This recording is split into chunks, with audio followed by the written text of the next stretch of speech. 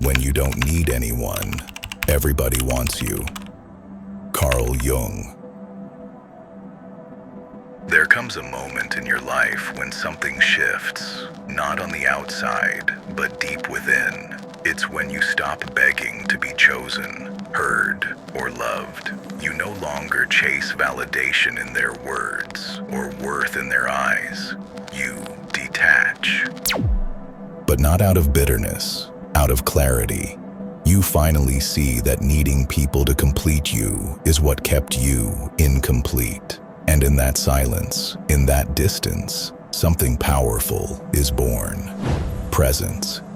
You become whole, not because they filled you, but because you reclaimed what was always yours. And that's when it starts. The magnetic pull, the curiosity, the sudden attention. Because the one who doesn't need anyone becomes irresistible. Independence is misunderstood. People think it's cold, lonely, or antisocial. But real independence? It's magnetic. When you move without asking for permission. When your peace doesn't depend on their presence. When you choose solitude over shallow company. People feel it, and it stirs something in them. Some are intrigued, some are intimidated, but none are indifferent. Because the person who walks alone is often the one walking ahead. And those who once overlooked you, they start circling back. Not because you changed for them, but because you stopped changing for them. That's power, not in force, but in detachment. Not in shouting, but in silence. There's a strange irony in detachment. When you finally let go of the need to be needed, people start needing you. When you no longer perform to be liked, you're suddenly seen as authentic. But this isn't about playing hard to get. It's about becoming hard to shake. Because your value no longer hinges on who stays or who leaves. You've stopped anchoring your worth to anyone's approval. You've built something unbreakable. Self-trust, and it radiates. Your calm unsettles the anxious. Your silence provokes the loud. Your groundedness threatens the unstable. Not because you intended to intimidate, but because most have never met someone who isn't plowing a role. You don't chase anymore. Not opportunities, not people, not love. What's meant for you will find you. Because you've become the kind of person worth finding. The kind of person who isn't ruled by impulse, insecurity, or attention. You've learned that being alone doesn't mean you're empty. It means you're full of your own presence. Your energy becomes selective. Your standards become sacred. And suddenly, the same people who once questioned your silence start craving your voice. Not because it changed, but because they finally started listening.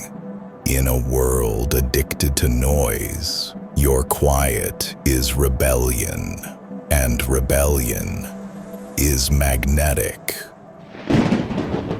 There comes a moment when people stop trying to figure you out and start fearing what they don't understand. That's the cost of becoming self-contained.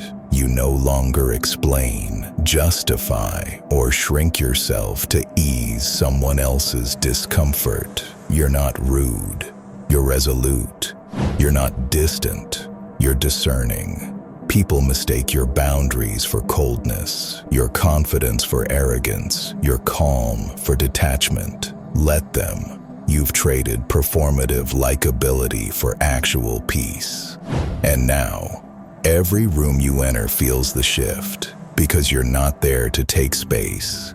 You are the space, and they know it, even if they'll never admit it.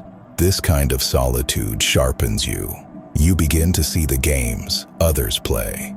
Manipulation, wrapped in flattery. Insecurity, disguised as charm. But you're not fooled anymore.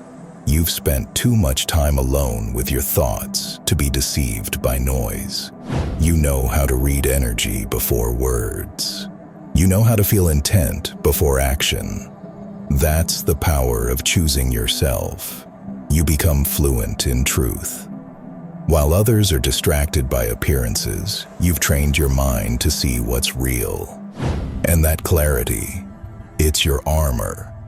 You're not just surviving anymore. You're seeing, sensing, and navigating with terrifying precision. The more grounded you become in yourself, the more unshakable your presence grows. You're not the loudest in the room, but you're the one everyone notices. Why? Because your stillness speaks. You don't seek approval. Your existence commands attention. And when you speak, people listen, not because you raise your voice, but because you rarely waste your words. You've stopped debating with those who don't seek understanding. You've stopped explaining yourself to ears that only want to argue. You've realized that some people aren't meant to join you. They're meant to be left behind. And that's not cruelty. That's clarity. In the end, choosing solitude isn't about isolation. It's about elevation. You've become someone who isn't easily influenced, distracted, or shaken. That terrifies people who are used to controlling others through validation and noise. But you've outgrown the need for either. You move through the world with quiet force. Eyes sharp, mind clear, heart guarded. And while most are still playing to be liked, you're building a life that's yours alone. The terrifying intelligence of those who choose to be alone isn't that they lack connection. It's that they no longer depend on it. And in that, they've become something rare, untouchable.